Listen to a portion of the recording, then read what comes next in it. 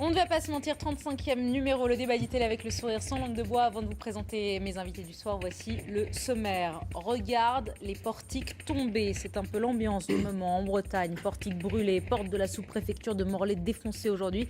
Que faire pour calmer les Bretons ? Les vacances sont finies, du coup ils retournent dans la rue pour réclamer le retour de Leonarda. Les lycéens annoncent 2 nouvelles journées de mobilisation demain et jeudi. Sont-ils à leur place dans la rue, vous répondrez. Et puis c'est le mariage le plus attendu de la semaine, Bayrou-Borloo. Ils se disent oui demain, l'union centriste, que ceux qui n'y croient pas parlent maintenant ou se taisent à jamais. Avec nous ce soir, Jérôme Gage, député socialiste de l'Essonne. Bonsoir Jérôme. Bonsoir. Merci d'être avec nous. Arnaud Jean-Premier Trigano, directeur de Mediascope. Bonsoir Arnaud. Bonsoir un autre Arnaud Dacier, vice-président du Parti libéral-démocrate. Bonsoir à vous. Et bonsoir à Florian Philippot, vice-président du Front National. Merci à tous les quatre pour réagir. #ONVPSM. Avant de débattre de ce qui se passe en Bretagne, on va revenir d'un mot sur ce qui a été l'actualité sombre de ce week-end, de la colère et des larmes à Bamako. C'était il y a quelques heures. Cérémonie d'hommage aux 2 journalistes de RFI assassinés le week-end dernier. Le Mali a promis de tout faire pour retrouver leur corps. Voilà, c'est un crime qui a choqué tous les Français. Des journalistes français qui connaissaient parfaitement l'Afrique, qui aimaient l'Afrique, qui se font abattre de sang-froid. Je voulais vous entendre. Un commentaire. Jérôme. Je crois qu'on est tous abasourdis, écœurés, dégoûtés, parce qu'on aime les journalistes. Voilà. Quand on aime les journalistes, on est meurtri. Les journalistes, ils sont familiers de tous ceux qui aiment la liberté d'expression. Donc quand un journaliste est assassiné, on a l'impression de perdre quelqu'un de sa famille d'une certaine manière. Donc voilà, on pense à leur famille, et puis en même temps on pense aussi à ceux des journalistes qui sont encore détenus en otage. Je pense à Didier François et Norbert Elias en Syrie, et puis leurs 2 autres collègues aussi, également en Syrie.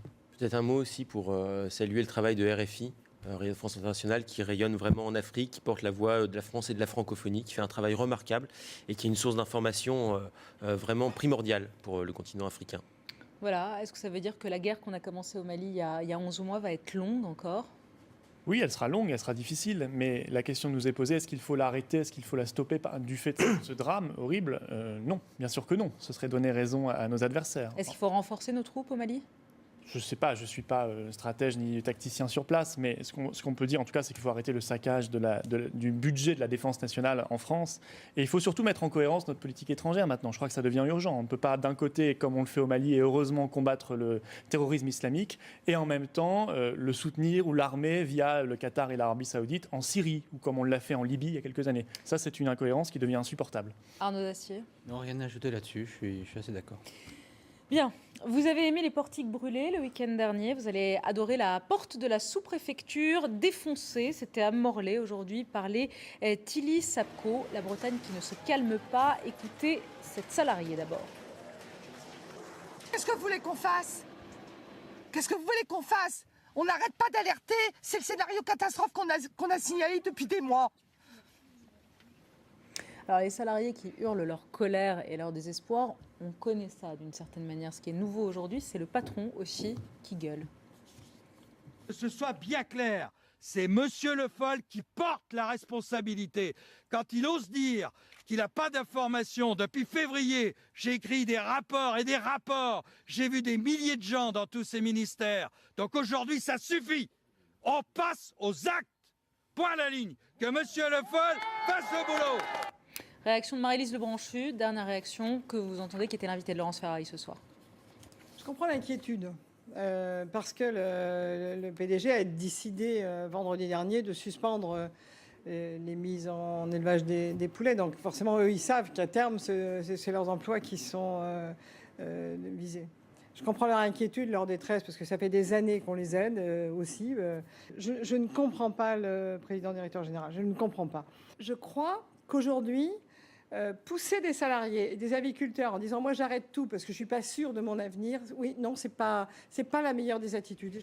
Alors on va revenir dans un instant sur les bonnets rouges, sur ce qu'ils ont fait, sur les portiques qu'ils ont cassés, sur les millions d'euros que ça va coûter. Mais d'abord sur cette affaire-là, cette Tilly Sapco. Arnaud Dacier, pardonnez-moi, mais c'est vrai que c'est étonnant d'entendre un patron qui hurle aussi sa colère. Oui, alors on voit qu'on est on est dans un pays qui est dans une totale confusion mentale, puisqu'en fait on a des ouvriers, des patrons qui manifestent ensemble, et qui manifestent ensemble en fait pour se tourner et se plaindre de l'attitude de l'État, comme si l'État devait être le régulateur de l'activité économique, était responsable de tout. Donc on arrive à la fin d'un système complètement délirant, où on a fait croire aux Français en fait qu'il y avait des autorités publiques là-haut à Paris qui décidaient, qui pouvaient sauver des entreprises, qui pouvaient lancer des activités, qui pouvaient capter 60% de la richesse nationale et redistribuer, donc organiser toute l'économie française. Et finalement, l'État, il a le retour de ce qu'il a semé pendant 30-40 ans. C'est-à-dire qu'à force de dire aux Français que vous n'êtes responsable de rien, que l'État s'occupe de tout, qu'on va tout régler, que tous les problèmes, eh bien, on a des gens qui se tournent vers l'État et qui, avec une violence incroyable, puisqu'ils sont désespérés, pour réclamer qu'on les sauve, alors qu'on est dans une impasse totale, parce qu'évidemment, l'État ne peut rien faire, et c'est évidemment aux Bretons qui en ont tout à fait la capacité de trouver des solutions, et je suis sûr qu'ils les trouveront parce qu'ils ont ce qu'il faut pour le faire. Mais là, on est vraiment à la fin d'un système français, du modèle français. C'est Florian Philippot qui va vous répondre, qui n'est pas d'accord avec vous. Je pense vraiment à peu près précisément l'inverse. Vous voyez, ça ne m'étonne pas. Les gens qui sont là, il faut savoir, les Tilly-Sapco, ça fait des mois qu'on les balade de réunion de crise en réunion de crise. On leur donne aucune perspective, rien. Et je veux dire, ce que pointe du doigt cette révolte, et derrière celle des bonnets rouges, sont les vrais problèmes. Tilly-Sapco, il y a quoi comme problème notamment? Il y a une concurrence déloyale du poulet brésilien. Qu'est-ce qu'on pourrait faire normalement dans un pays s'il en avait encore les moyens d'un pays normal, qu'est-ce qu'il pourrait faire? Qu'est-ce qu'il déciderait ce soir? Il déciderait de mettre des contingentements sur les importations de poulet brésilien qui nous font une concurrence déloyale. Sauf qu'on ne peut pas le faire parce qu'on est piégé par l'Union européenne. Vous voyez, c'est ça le problème. Sauf qu'on est piégé aussi par l'euro-cher, parce que les Tilly-Sapco, ils parlent de l'euro-cher. Et on ne peut rien faire parce qu'on a délégué notre souveraineté monétaire à la Banque Centrale Européenne et en réalité à l'Allemagne qui est derrière. Qu'est-ce qu'on fait avec les Tilly-Sapco? On se pose les questions de fond. Que fait l'État? Est-ce que c'est à l'État de prendre en charge ou, comme dit Arnaud Dacier, pas du tout? Si, c'est à lui d'avoir une politique industrielle, une politique agroalimentaire, une politique agricole. Il retrouve des muscles face à la mondialisation sauvage, c'est-à-dire un protectionnisme intelligent, c'est pas un gros mot. L'anomalie dans le monde aujourd'hui, c'est l'Union européenne. 95% des pays du monde ont des frontières, ont leur monnaie nationale, ont leur souveraineté. Et on met fin à ce drame de l'euro. Qui a poussé la Bretagne vers le productivisme agricole? C'est l'État. C'est l'État qui a favorisé, qui a décidé dans les années 50-60 de pousser la France au productivisme agricole. Vous remplacerez par un productivisme étranger. Ce n'est pas à l'État. Vous remplacerez par un productivisme étranger qui est encore plus dégradant pour l'environnement. Je ne vois pas l'intérêt. Qu'est-ce qu'on fait en Bretagne? D'abord, est-ce que ça va continuer? Est-ce que vous pensez que ça va faire tache d'huile? Est-ce que ça va exploser ou est-ce que ça va être une révolte qui va se cantonner? Oui, ça va continuer parce qu'il y a une convergence des mécontentements dans une région qui, il faut quand même le souligner, n'est pas la plus durement touchée aujourd'hui en France. C'est-à-dire qu'aujourd'hui, l'expérience bretonne, ce qui se passe en Bretagne, c'est juste étonnant que ça n'ait pas déjà explosé dans d'autres régions. Donc il y a un processus de mécontentement qui est monté très haut, qui voit des convergences de gens qui ont des intérêts divergents a priori. On a vu les syndicalistes avec les salariés d'un côté, des régionalistes avec des patrons du MEDEF de l'autre, qui se retrouvent dans des mobilisations. Qu'est-ce qu'il en sortira? On ne sait pas, mais en tout cas, il y a un mouvement insurrectionnel. On sait que dans les mouvements insurrectionnels de ce type, on l'a vu par exemple très récemment avec le printemps arabe, il y a des forces contradictoires qui vont s'unir contre un système, contre un mécanisme. Alors voilà, quelles sont les forces qui s'unissent là dans ce cas-là?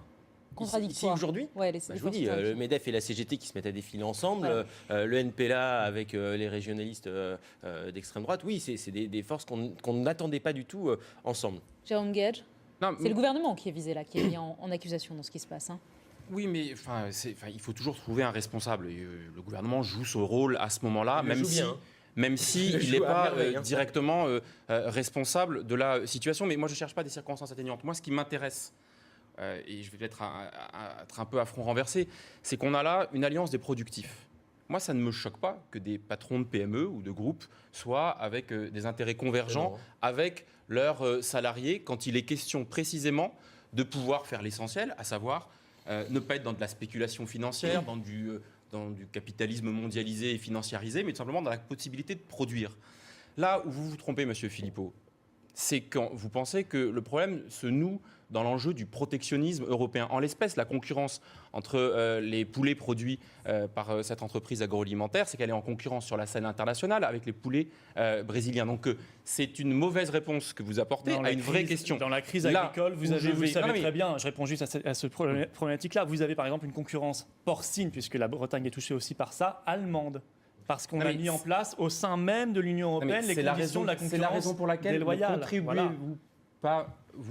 ne contribuez pas vous-même à cette espèce de confusion. Non, j'apporte des solutions vous allez pouvoir tirer vos marrons du feu. Solutions concrètes. Là, en l'espèce, aujourd'hui, on la réponse... C'est quoi votre réponse? C'est de négocier un accord de libre-échange États-Unis-Union européenne pour aller encore plus loin. Justement, moi je suis fermement opposé à cet accord de libre-échange. Écoutez, alors vous n'êtes pas au Parti Socialiste. Mais je suis membre du Parti Socialiste. Le Parti Socialiste soutient cet accord. Le gouvernement soutient cet accord. L'UMP soutient cet accord. Le monopole de cette question. Vous voyez, moi, ce qui va me poser une véritable difficulté, c'est que vous êtes dans une espèce d'incantation tribunicienne qui consiste à dire il faut sortir de l'euro, il faut mettre des barrières aux frontières, etc. Vous êtes dans un amateurisme économique qui n'est pas sérieux. On voit vos résultats. Non mais attendez. Les professionnels, bravo. Mais non, attendez.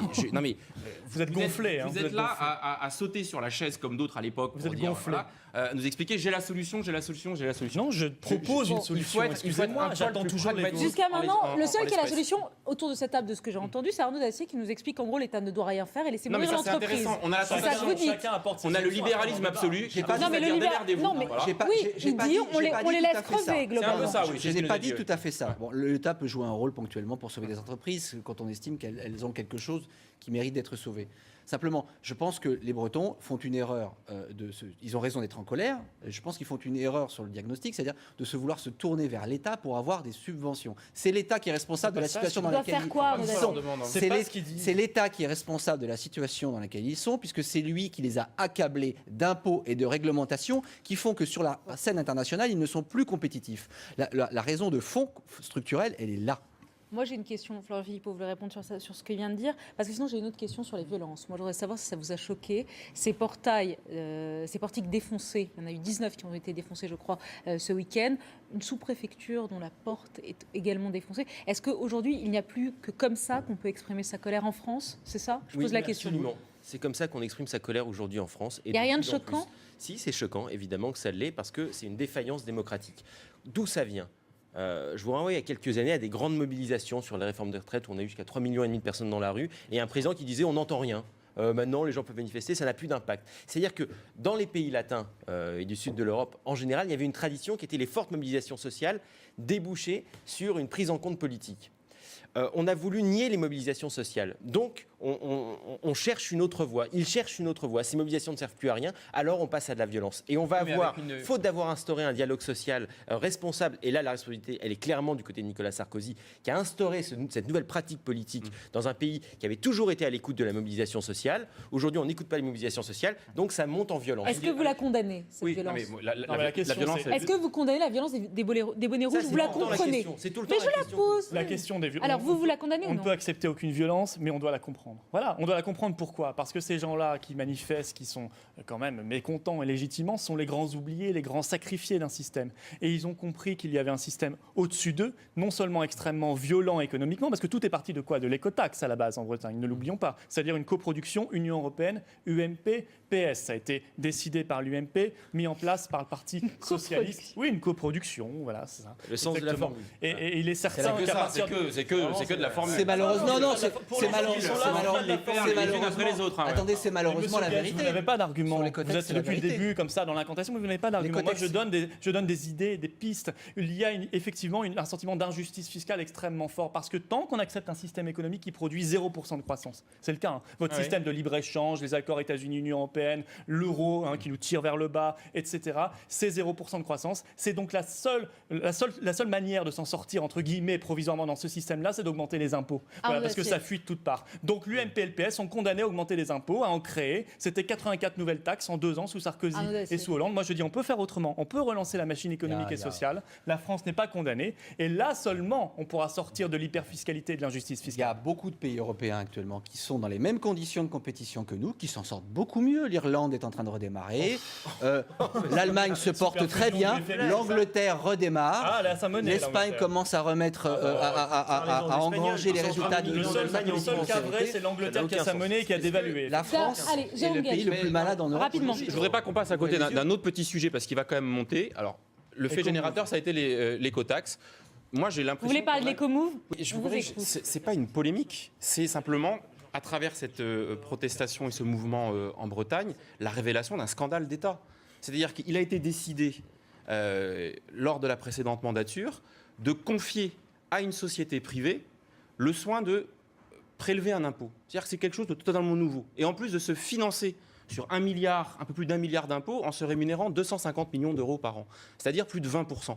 Avec l'incapacité de sortir de ce contrat. Avec l'impossibilité de sortir de ce contrat. C'est-à-dire qu'on en arrive vraiment à une sorte de rabougrissement des prérogatives de l'État, des Vous missions dites scandale régaliennes. d'État. Mais Vous oui, dites non, scandale d'État. je dis, les ministres de l'époque, je pense notamment à Nathalie Kosciusko-Morizet, au minimum, elle a fait preuve, et Jean-Louis Borloo naturellement, elle a fait preuve soit de légèreté, soit de complaisance. Et Alors, moi, je souhaite qu'on ait une commission d'enquête parlementaire qui puisse faire la lumière, parce que... Sur l'écomove. Ah bah attendez, parce que c'est plusieurs centaines de millions d'euros qui se sont évaporés. Est-ce que ou qui vous ont voulez une vocation à commission s'évaporer. d'enquête parlementaire sur vu le l'écomove?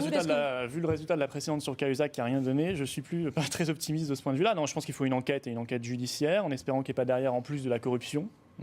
Effectivement, il faut que toute la lumière soit faite, mais au-delà de cela, se poser la question de principe des partenariats publics-privés. Vous savez, c'est une ça vient du monde anglo-saxon, hein, c'est pas une conception française des choses, et c'est en fait avaliser le désengagement de l'État. Voilà, les partenariats publics-privés, typiquement, ça donne ce genre de dérive inacceptable. Vous êtes un peu seul ce soir, Bon. donc allez-y. Non, mais attendez, le partenariat public-privé, l'objectif à la base, c'est de faire des économies. Alors après, la commission d'enquête décidera si économie ou C'est pas. désengager Il les- semblerait, Mais il dans les faits, semblerait c'est pas que ça, les, hein. il semblerait Dans que- les faits, c'est rarement il ça. semblerait que le coût d'EcoMove soit inférieur à son équivalent allemand, en théorie, parce qu'après, il faut voir la pratique. Dans ce cas-là, Mais 20% de coûts de On fonctionnement. ne peut pas. c'est hallucinant. En général, les organisations privées sont un petit peu plus performantes que les organisations Oui, bien publiques. sûr. C'est pas Donc, vrai. sur Pour le la principe, sécurité ça me sociale et choque. les assurances, Oui, je préfère oui. la Sécu. Il n'y a qu'à regarder La les Sécu trains à en Angleterre, il y a qu'à regarder Ah oui, les la sécurité sociale française, c'est un En grand fait, ça succès. part- Ah bah oui, Excuse-moi, en termes de frais de S'il vous gestion, je plaît, préfère la parce que Sécu aux assurances Oui, privées. ça part d'un on a fantasme, 7% de PIB de plus que les Allez, Allemands. rapidement, 250 rapidement. milliards. S'il vous plaît. C'est un grand Ça part d'un S'il vous fantasme, plaît. Arnaud, ça part vraiment d'un un mot. fantasme que vient de nous dire Arnaud Dacier, qui est que l'économie privée est plus performante. C'est pas- Voilà. mais On voit bien ce que ça donne quand il s'agit du train en Angleterre, en Grande-Bretagne. Ça marche très Quand bien il le s'agit train en d'électricité. Angleterre. Bravo, Arrêtez avec. l'accident. Ce sont des Et poncifs, ça. l'électricité C'est totalement aux faux. États-Unis, Allez. à Los On va Angeles. pas faire voilà. on va pas Il y a faire pas le procès. d'accident en On va France, pas faire le peut-être la procès. SNCF, ça marche S'il vous très bien. plaît. Ça n'a rien à voir. On l'a Oui, il y vu a un récemment. sujet, mais on va pas faire le procès du capitalisme et du libéralisme ce soir, s'il vous plaît. Pas ce soir. L'affaire Leonarda, Arnaud, s'il vous sont plaît. effectivement ravis. L'affaire Leonarda n'est pas terminée. Chers participants à ce débat, les lycéens et les étudiants préviennent, ils vont retourner dans la rue demain et jeudi pour rappeler au retour de la Rome Leonarda et de l'Arménien Khatchik. Écoutez cette lycéenne. Les manifestations qui ont lieu à la rentrée, là, elles seront bien mieux et elles seront bien plus organisées qu'avant les vacances. Donc j'incite les gens à aller manifester, quitte à avoir des absences d'ailleurs. Parce qu'au fond, c'est ça qui prouve qu'on n'est pas hypocrite. C'est le fait qu'on aille manifester, même s'il y a des absences. Est-ce que les jeunes ont raison d'aller manifester? Est-ce qu'ils ont raison de retourner dans la rue? Oui, non, rapidement. Allez. Oui, alors moi je me félicite quand même et je me réjouis d'être dans un pays où les enfants descendent dans la rue contre le fait qu'on étaient arrête 250. d'autres enfants. Oui, je sais que c'est pas dans votre tradition Non, mais ils étaient politique. 250 Ça vous a aujourd'hui. jamais gêné qu'on arrête les enfants à la sortie des écoles dans la tradition de notre famille politique. Mais il se trouve qu'en France, quand les enfants sont arrêtés à la sortie des écoles, les autres gamins manifestent. C'est un acte de conscientisation. C'est souvent leur première manif pour beaucoup d'entre eux et c'est très bien que ça se fasse. Bah, moi, je dis, les lycéens au lycée, qu'ils étudient, ça leur fera le plus grand bien. Ils étaient 250, donc confondez pas avec la jeunesse de France qui regarde ça de manière assez stupéfaite Ouais, c'était plusieurs aussi. milliers, il y a 15 Oui, jours. quelques milliers. Oui, il y a c'est pas 15 jours. 250, Aujourd'hui, il y a c'était 15 jours. 250. Et je dis une seule chose, est-ce qu'on peut mettre un point final à cette affaire grotesque de Leonarda, et je voudrais avoir juste un petit éclairage. Le Point, dans son édition de cette semaine, nous apprend que le gouvernement français a octroyé, essaie d'octroyer à la famille d'Ibrini, là-bas de Leonarda au Kosovo, un appartement. Je voudrais savoir si c'est vrai. Et mettre à disposition de la jeune fille de Leonarda un professeur de français. Je voudrais savoir si c'est vrai. C'est le Jérôme Point Guedj, qui le dit. vous c'est le Point êtes qui au courant de l'écrit. quelque chose? Non, je n'ai pas. Je pense à tous les Français qui ont du mal à boucler leur fin de mois et je me dis que c'est assez scandaleux. Je n'ai pas la réponse à cette question et puis on perçoit bien les motivations sincères, authentiques, profondes de M. Philippot sur cette question. Moi, je Vous dis trouvez que cette affaire nous grandit? Non, mais je vais Grandit vous la dire- France? je vais vous dire, Excusez-moi, d'abord, on peut y mettre un point final, oui. non Non, C'est Non, mais grotesque. attendez, hein. ce qui Elle est grandit, rapide. Leonarda. ce qui grandit ce pays, c'est à chaque fois qu'on a un débat démocratique. Il y a une question Avec une dans ce pays. intervention solennelle du Non, mais je président vais de la vous dire, République. il y a un débat qui doit avoir lieu tranquillement dans le pays. C'est sur la politique de l'asile et sur la politique de l'immigration. Ah, ça, c'est vrai. Ce n'est pas un tabou. C'est Et je vrai. pense qu'on doit pouvoir l'appréhender Exactement. pour l'efficacité et la dignité des personnes, parce qu'il y a une politique de protection des réfugiés politiques dans ce pays. Elle nous honore depuis des décennies, que dis-je, depuis des siècles. Sauf Et que ne ça vous en augmente déplaise, maintenant ne de vous en 15% déplaise, par an. c'est 15% partie par an prenante d'augmentation. de la tradition républicaine de ce Oui, pays. Je sais que vous avez du parlez-en mal en avec, français, vous avez du parlez-en en mal français. avec la République. Jérôme Guest, Tu les parles, il y a un lycéens débat dans la rue. démocratique. Les lycéens dans la rue, c'est une bonne chose, oui ou non? Mais- Ou ils doivent rentrer au lycée maintenant? Non, mais attendez, que des lycéens se posent des questions dans un débat démocratique, ça ne me choque Non, pas. mais- Après, Moi, les après, lycéens, voilà, moi, il y a- moi, il y a- je préfère Qu'ils que fassent le des débat maths, puisse s'organiser qu'ils fassent des là où maths, doit qu'ils fassent s'organiser. du Arnaud français, qu'ils Dacier. apprennent l'histoire de France Arnaud dans Dacier. l'école, ce sera Moi, ce qui parfait. me choque, c'est que mon fils, au collège, son professeur, lui a gentiment, Oh là leur a là, gentiment voilà. expliqué il y a 15 jours que, allant manifester, il n'y aurait pas classe, et que voilà, les professeurs du collège allant manifester, il n'y avait pas classe, qu'ils étaient libres évidemment Professeur d'aller manifester bolchevique. aussi. Donc imaginez des enfants face Un à des affreux rouge. professeurs qui vont Quelle manifester. malchance. Est-ce que je dois aller manifester? Si je ne vais pas manifester, est-ce que le professeur Qu'est-ce va qui me vous mettre a des choqué? mauvaises notes? Qu'un professeur, dans une classe, dise à ses élèves qu'il va manifester. Et donc, quelque part, les encourage à le faire. Est-ce que Et c'est je me choquant? demande combien d'enfants dans la rue Attendez. y vont pour faire plaisir à leur professeur Attendez, ou sous l'influence de leur je professeur. sais bien que C'est vous êtes- choquant. vous êtes allergique avec ces concepts. Oui, la mais politique n'a rien à faire à l'école. Non, Ça mais me le choque. droit de manifestation, Mais il les existe dans ce lycéens pays. n'ont pas- Bien sûr. Nous, Le aucun droit seul du droit, débat c'est d'aller démocratique, étudier, si il vous voulez. existe dans ce pays et je le reconnais. Je vais vous dire, quand des gens manifestaient contre le mariage pour tous, je leur reconnaissais ce droit plein et entier à le faire. C'est partie prenante du débat démocratique Et dans Dieu ce pays. sait qu'il y avait des enfants à ces vous n'aimez manifs. pas. Il y avait des enfants à ces manifester manifs. sur les Ça me choquait assez. Ouais, il y avait des d'ailleurs. enfants à ces Ça me manifs choquait aussi. assez la présence des enfants. Messieurs, il nous Alors, ce qui reste. me choquait, c'est quand les enfants étaient Tout à instrumentalisés, fait. comme encore récemment, Oui, pour mais là, c'est insulter la même chose. la garde des Sceaux et agiter des bananes Tout à fait. dans des Le manifestations. professeur dont il parle, manifestement, ne fait pas partie du collectif Racine, le collectif des enseignants patriotes, qui est en train de se Non, mettre c'est en une place chance. et qui Visiblement, connaît tous les professeurs, un très grand développement. ça reste très minoritaire dans Allez, le corps professoral. Un mot, s'il vous plaît, sur le mariage qu'on va célébrer demain. Je ne sais pas si vous allez le célébrer autour de la table. En tout cas, François Bayrou et Jean-Louis Borloo, l'union des centristes. Alors, est-ce que cette union va durer toute la vie ou pas? En tout cas, les sarkozystes sont furieux que l'allié Borloo s'allie avec le traître, le félon Bayrou. Est-ce que ça va compter? Est-ce que ça peut compter? Ça va s'appeler l'alternative, Oui, messieurs. alors c'est Ah, mais- quand même assez drôle. Ça va s'appeler l'alternative. Et on a Bayrou qui a été membre de 3 gouvernements de droite et Borloo qui a été ministre de Sarkozy et de Chirac. Donc ces deux-là, avec leur... C'est l'alternative à droite. Voilà, c'est l'alternative à droite et avec leur histoire assumée. Donc c'est l'UDF reconstitué. Alors, c'est amusant. vous êtes membre de l'UDI, Oui. il me semble. Oui. Alors, Tout à fait. vous êtes content de l'union avec Bayrou ou non? Ça vous Écoutez, gêne? Il a l'air. Bon, Bayrou, on a appelé à voter pour lui au premier tour. On a été déçus par sa Au campagne. deuxième que ça se complique toujours. Voilà, chez les au centristes. deuxième tour, on Ouais. a été un peu choqués. Donc je dirais que Bayrou toujours le souci. François Bayrou a beaucoup à se faire pardonner. Mais comme on m'a expliqué Il au marre bien. premier cours de sciences politiques à Sciences Po, un homme politique n'est jamais mort, il peut toujours se ressurgir. Donc il a beaucoup à se faire pardonner.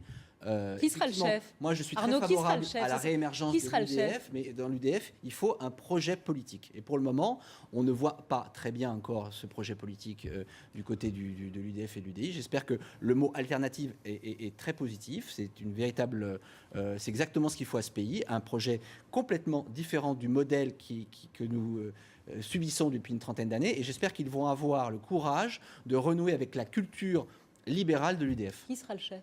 Bayrou ou Borloo? Ce n'est pas la question, Bah, on verra peu. bien. Ce sera, comment dire, ce sera alternatif.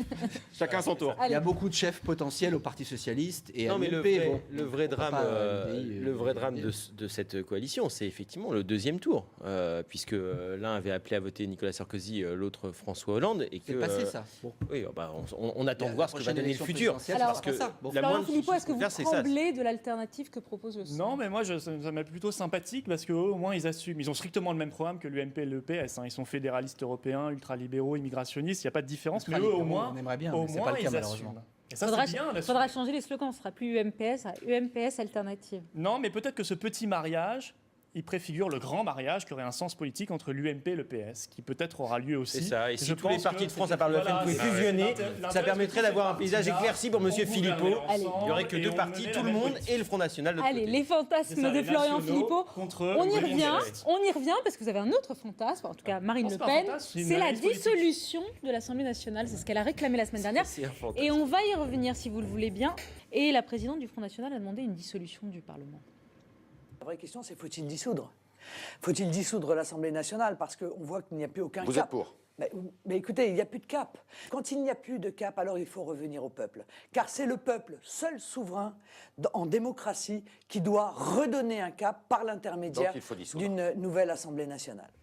Florian Philippot, il faut dissoudre l'Assemblée nationale, c'est ça ? Oui, je pense que... Il faut revenir au peuple. Revenir au peuple... Parce qu'il faut revenir au peuple, mais il me semblait qu'il y a des élections municipales dans moins de 5 mois. Oui, municipales et européennes, mais pas donc législatives. Si vous voulez, là, on voit bien qu'il y a un problème au niveau de la gestion et du gouvernail national. Il y a un vrai problème. Revenir au peuple pour sortir par le haut de cette crise qu'on est en train de traverser. Parce que qu'est-ce qu'on va faire ? Un remaniement ? Ça sert à quoi ? On va mettre Pierre à la place de Paul et Jacqueline à la place de Micheline ou changer de Premier ministre. Je veux dire, bon, ça n'a absolument aucun intérêt, les Français le savent. Non, je crois que revenir au peuple, c'est toujours sain. On le fait d'ailleurs assez peu. Il n'y a plus de référendum en France, malheureusement. Il en faudrait beaucoup plus. Il n'y a même pas de référendum d'initiative populaire en France, alors qu'il faudrait qu'il y en ait un, et nous en proposons un.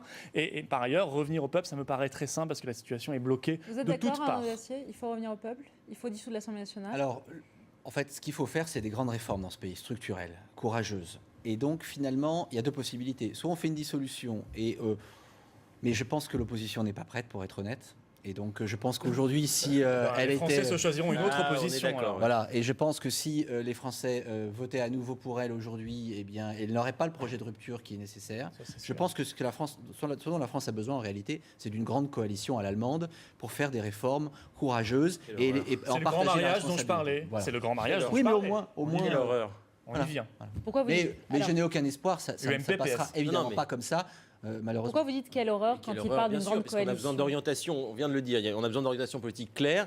Et ce que nous propose Arnaud Dacier, c'est une fusion de deux partis qui sont opposés depuis des... Alors, est-ce qu'il faut dissoudre ? Ça aurait un Non, sens. mais évidemment qu'il n'y aura pas de dissolution. C'est une incantation désespérée. C'est comme si on disait il faut qu'il fasse beau absolument cet hiver. Ça n'a aucun sens. Il y a plein de pays. Alors pourquoi ? Laissez-moi, je vais répondre. Voilà, pourquoi ça n'a aucun sens ? Parce que quand on a un quinquennat, mais je vais vous expliquer, c'est très simple. Quand on a un quinquennat et qu'on Laissez-le parler, laissez-le parler. élit des députés pour 5 ans et que le président est là pour 5 ans, il est aberrant et inconcevable qu'ils s'amusent à dissoudre pour se retrouver dans une situation de cohabitation, alors que précisément, à la différence... La dissolution, oui, c'est prévu par la C'est Constitution. compliqué d'en placer une, il faut prendre l'habitude, on est encore en démocratie, on peut échanger un petit peu. Voilà. Donc, si vous voulez, quand on avait un septennat, il y avait, quoi qu'il arrive, une possibilité de cohabitation. Avec le quinquennat, il n'y aura jamais de cohabitation, puisque l'Assemblée nationale est élue dans la foulée du président. Donc on en prend pour 5 ans. On a pris pour 5 ans de Sarkozy. Il faut supprimer on en prend pour 5 ans. Oui, vous voulez supprimer les institutions. Non, mais vous voulez supprimer mais en tout cas, le fait est qu'il n'y aura pas. C'est une incantation qui n'a aucun sens. Alors, pardon Léa, mais je trouve que c'est un peu lunaire comme débat. C'est pas parce qu'il y a des fantasmes, encore une fois, de gens qui n'ont pas gagné les élections la fois précédente. La démocratie, c'est un fantasme. Non, mais vous savez, c'est intéressant. Il y a des élections qui ont été organisées. Quel serait le motif de la dissolution ? La dissolution est prévue par la Constitution française. Elle est prévue quand il y a précisément une... Mais je sais bien. Attendez, quand il y a une crise politique. Est-ce qu'il n'y a pas de crise là ? Excusez-moi, une crise parlementaire. Est-ce que la majorité parlementaire fait défaut au gouvernement ? La réponse est non. Le gouvernement a une majorité parlementaire. Après, Jérôme Guedj, on ne rappellera pas que vous vous êtes abstenu sur la réforme des retraites. Vous n'avez pas été très solidaire du gouvernement en tant que député socialiste. Je suis solidaire du gouvernement sauf sur les points sur lesquels j'ai un désaccord, mais qui ne met pas en péril la majorité parlementaire. Mais attendez, le peuple, écoutez, il y a 18 mois, le peuple il vous a dit non. Et j'espère que pendant très longtemps, le peuple dira non au Front National. Il a envoyé quoi, 1 ou 2 députés du Front National à l'Assemblée nationale. Donc, il vous a dit 8 fois non sur 8. Écoutez, nous aurons rendez-vous lors des élections qui viennent devant nous, mais ne prenez pas vos rêves pour des réalités qui consisteraient Arnaud Dacier. quand il y a un quinquennat devant nous. C'est le quinquennat de François Hollande. Il a été élu, ne vous en déplaise. J'ai pas peur du peuple. Le peuple nous a porté au pouvoir. Voilà, tout simplement. Vous lisez les sondages et vous confondez les sondages et la démocratie. Jérôme, Arnaud Dacier. Un homme comme De Gaulle, s'il avait les sondages qu'a aujourd'hui François Hollande, ça fait longtemps qu'il aurait fait la dissolution. Voire qu'il aurait démissionné. Il n'aurait pas fait le quinquennat. Voilà. Là où je vous rejoins, il aurait démissionné lui-même. Il n'aurait pas fait le quinquennat. Et c'est l'erreur historique. On est d'accord. De Chirac et de Jospin. On est d'accord. Vous avez raison. Donc si la dissolution est une incantation, est-ce qu'il faut y avoir un remaniement ? Est-ce qu'il faut quelque chose ? Ou est-ce qu'il faut faire le dos rond pour François Hollande et attendre les municipales ? Il y aura un remaniement, mais évidemment, le gouvernement va attendre la purge électorale, c'est-à-dire les élections municipales et européennes qui vont être cataclysmiques pour la majorité socialiste. Et puis au lendemain, Ils feront un remaniement. Qui sera un remaniement de façade? J'espère juste qu'entre-temps, François Hollande se rappellera qu'il était le candidat de gauche, élu par la gauche, et que donc une politique... Allez, d'un mot et vos coups de gueule. C'est assez grave qu'on parle d'incantation quand on parle de retour au peuple. Alors, on n'est plus en démocratie de manière assumée. Mais on peut y aller aussi longtemps que vous ne gagnerez pas, en fait. C'est ça que vous voulez. Aller au peuple jusqu'à ce qu'on gagne. Voilà, c'est ça que vous voulez. Monsieur Guedj, la dissolution et le retour au peuple ne doivent pas vous faire peur. C'est la démocratie et c'est la République française. Messieurs, j'aimerais entendre... Chirac, quand même, c'est efficace. Mais oui, mais c'est tout. C'est un risque, effectivement. Merci. J'aimerais entendre vos coups de gueule, vos coups de cœur. Qu'est-ce qui vous a énervé, agacé, au contraire fait plaisir depuis ce matin, depuis que vous êtes réveillés, car l'émission s'achève. 10 comptes chacun. Monsieur Champremier Trigano. Alors, la fermeture des urgences à Paris de l'hôpital Dieu, je ne sais pas où ça en est. Ça devait fermer aujourd'hui. Il me semble que le maire de Paris était en train de trouver une solution. Je trouverais très triste, vu l'encombrement dans les urgences dans le reste de la capitale, qu'on ferme les urgences de l'hôpital Dieu. Jérôme. Moi, c'est un coup de cœur pour celle qui n'a pas eu le prix Goncourt aujourd'hui, pour le livre de Karine Thuil qui s'appelle L'invention de nos vies. Elle n'a pas eu le Goncourt, mais allez le lire quand même parce que c'est percutant. Voilà. C'est Pierre Lemaître qui a eu pour en voir là-haut. Non, moi, j'ai un coup de gueule que je rattrape puisque j'avais loupé la dernière fois contre Monsieur Eckert, qui est un spécialiste des amendements d'alourdissement de la fiscalité, du matraquage fiscal, et qui, après avoir massacré l'année dernière les emplois à domicile, cette année, il a décidé de se faire les assises des entrepreneurs, donc de taper sur les investisseurs dans les entreprises. Donc le gouvernement fait quelque chose d'une part, et puis le défait d'autre part à l'Assemblée, avec des parlementaires zélés qui en plus donnent des leçons aux médias. C'est de mieux en mieux. Donc, Florent Philippot. Excellent. En ce jour de prix littéraire, un petit coup de cœur pour 2 livres. Le premier de M. Finkielkraut, L'identité malheureuse, qui interroge l'identité nationale. Et le deuxième pour celui de Jean-Pierre Chevènement, 1914-2014, l'Europe sortie de l'histoire, point d'interrogation. Très intéressant comme tous les livres de Jean-Pierre Chevènement. Quelle époque terrible dans laquelle le Front National nous prend Finkielkraut et Chevènement en modèle. Finkielkraut, c'est pas étonnant. C'est intéressant ce que vous venez de dire. Messieurs, vous en parlerez dans coulisses parce que l'émission est terminée. Dernière minute, les Tili-Sapco qui ont manifesté aujourd'hui, la manifestation a dégénéré. Les Tili-Sapco quittent la sous-préfecture de Morlaix après un contact positif avec le gouvernement. Apparemment, le dossier avance. En tout cas, ils comptaient passer la nuit devant la préfecture. Apparemment, ils sont en train de rentrer. Olivier Galzi et Caroline Delage y reviendront évidemment largement à 22h. Galzi jusqu'à minuit. Excellente soirée sur Mathieu, télé. pas eu cette chance.